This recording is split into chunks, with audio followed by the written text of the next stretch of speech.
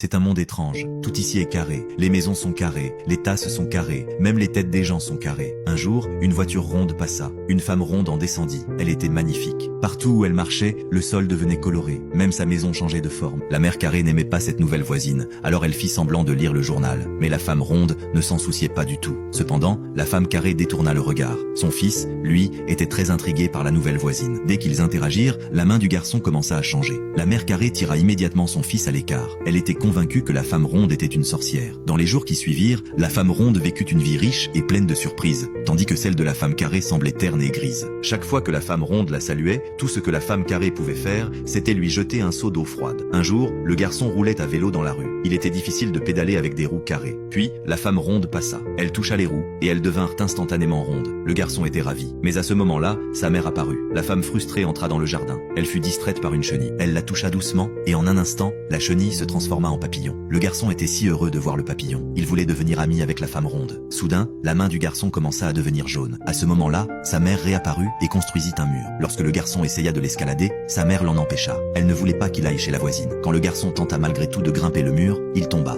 Heureusement, la femme ronde était là pour le rattraper. La seconde suivante, le garçon devint incroyablement beau. Puis, il courut et serra sa mère dans ses bras. La femme carrée elle-même commença à changer. La femme ronde abattit la clôture, laissant la lumière du soleil inonder la petite ville sombre.